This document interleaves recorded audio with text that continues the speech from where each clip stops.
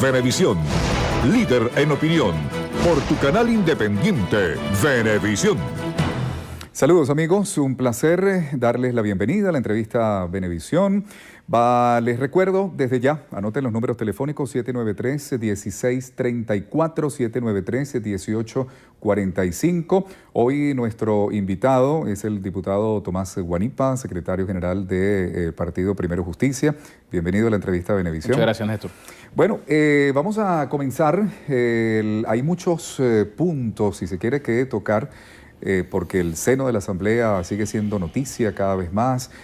Ayer la oposición retoma la palabra en el debate, en las discusiones, y una de las peticiones que hace es investigar, es debatir el presunto audio Mario Silva, el cual fue negado por la mayoría, la bancada oficialista.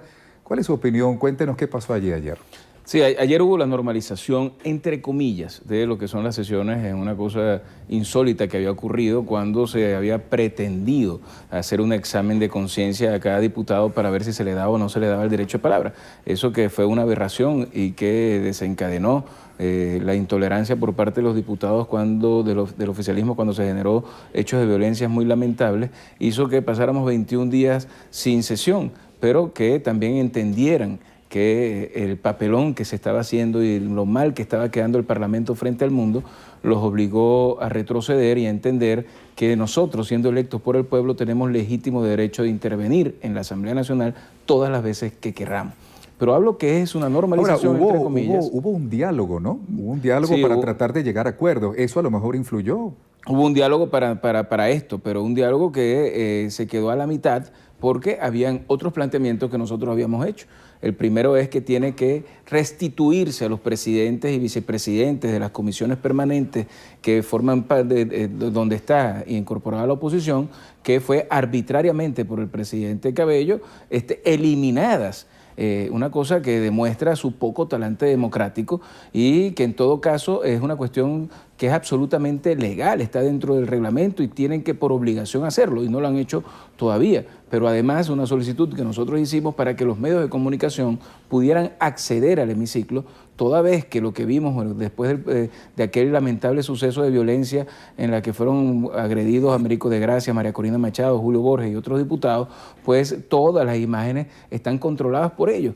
Y uno se pregunta cuál es el temor a que el país completo y todos los medios de comunicación puedan estar allí y ver lo que allí ocurre. Si al final el Parlamento es la representación del pueblo y tendríamos que hacer todas las discusiones de cara al pueblo. Con lo cual estas dos cosas son muy importantes para que exista una normalización real, pero además también un mensaje para el oficialismo en términos de lo importante que es rescatar el Parlamento como un instrumento de acercamiento a pesar de las diferencias que puede haber en las ideas para promover leyes en favor de la gente. Hoy el Parlamento es un Parlamento inútil, donde la descalificación, empezando por quien lo dirige, el amedrentamiento, la agresión, es lo que determina la agenda permanente de las sesiones y no la discusión de leyes en favor de los venezolanos. Hay muchas posiciones encontradas, ¿no? Por parte del oficialismo, la violencia es de parte de la oposición y al contrario, ¿no? Bien, ahora, en torno a el presunto audio de Mario Silva, ayer esa fue una de las peticiones que se hizo, fue negada diciendo que ellos no debatían chisme, ¿no? Sino que había que presentar pruebas en torno a eso para darle importancia al debate y a la investigación. Se hicieron dos planteamientos. El primero, abrir una investigación en los hechos de violencia que ocurrieron en la última sesión de la Asamblea Nacional, fue negada. Fue negada porque cualquier investigación traería como consecuencia que varios de los diputados del oficialismo, inclusive quienes lo dirigen, entraran en un proceso en el cual quedara claramente establecida su responsabilidad en esos hechos. Y en segundo lugar, algo que conmocionó a los venezolanos, y es el sonido presentado por el diputado Ismael García y por otros diputados, incluidos estábamos nosotros en esa rueda de prensa, donde un connotado vocero del oficialismo, fue candidato a gobernador de Carabobo, tuvo durante 9 años el programa estrella del oficialismo, pues hace toda una serie de declaraciones muy graves sobre la situación interna del país. Y el que se niegue a investigar eso es darle una bofetada al pueblo de Venezuela, que tiene el derecho a saber qué pasó allí. ¿Por qué pasaron? ¿A qué llaman ustedes grave? Bueno, lo primero que debemos decir es que existe claramente la subordinación de un alto funcionario del partido oficialista, un vocero principalísimo del canal del Estado, que todos sabemos la influencia que ha tenido en este gobierno, presentándole un informe al G2 cubano. Es decir, imagínate tú lo que significa para la soberanía del país, que se discuta a un representante de un gobierno extranjero los problemas internos de un gobierno y de la Fuerza Armada Nacional. Eso reviste de una gravedad tal que yo me pregunto, ¿qué es entonces para ellos traición a la patria? ¿Cómo no se investiga eso? ¿Cómo no se investiga el hecho de que en esa grabación él diga que el ministro de la Defensa le ha entregado 5 FAL y que tiene 12 FAL con muchísimas balas para enfrentar lo que sea?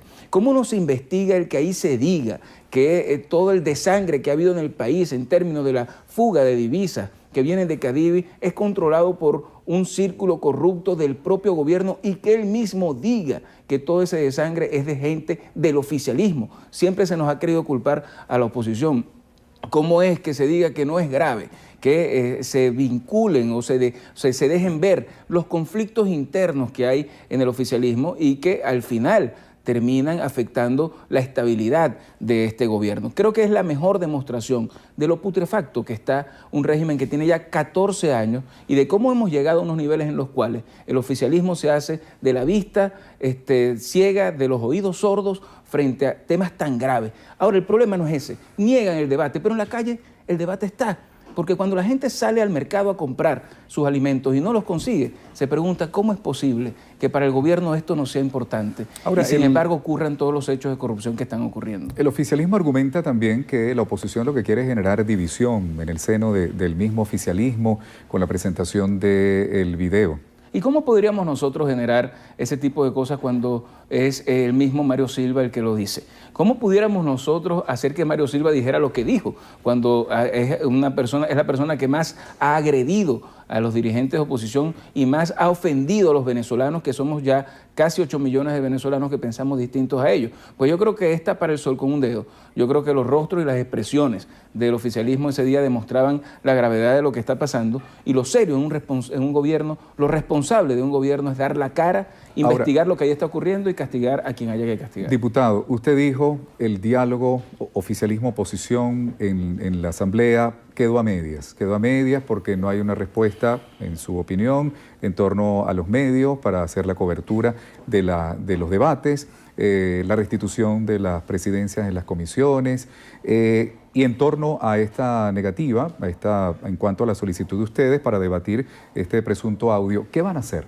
No, mira, yo creo que nosotros siempre tenemos que estar abiertos al diálogo y el diálogo está ahí pendiente porque nosotros lo hemos puesto sobre la mesa como un mecanismo de buscar aproximaciones para que Venezuela pueda ver en sus instituciones que estén al servicio de la gente y no del gobierno. Lamentablemente este es un gobierno que no dialoga, este es un gobierno que busca la confrontación y el desconocimiento de millones de venezolanos que no piensan como ellos. ¿Qué hacer? Vamos a ir a todas las instancias. Ismael García, acompañado de todos nosotros, vamos a ir a la Fiscalía, a la Contraloría, a la Comisión de Contraloría de la Asamblea Nacional, a instancias internacionales, porque los que sí creemos en nuestra independencia, los que sí creemos en nuestra soberanía, no podemos quedarnos tranquilos frente a un evento tan grave como esa grabación de un informe a un gobierno extranjero, donde se piden, por ejemplo, que se ratifiquen ministros, donde se piden que se acaben con generaciones de la Fuerza Armada Nacional, donde se denuncia al presidente de la Asamblea Nacional en hechos muy graves de corrupción, donde se demuestra el nivel de confrontación interna que hay. Pues por supuesto tenemos que alzar nuestra voz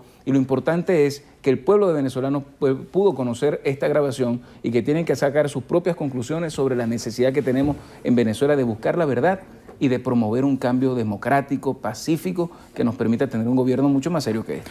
Pero muchísimas gracias. Gracias a ti, Néstor. El diputado Tomás Guanipa, secretario general de Primero Justicia. Bien, vamos a darle pues ya el pase a nuestra compañera Adriana Andrade, ya para la despedida del noticiero Venevisión.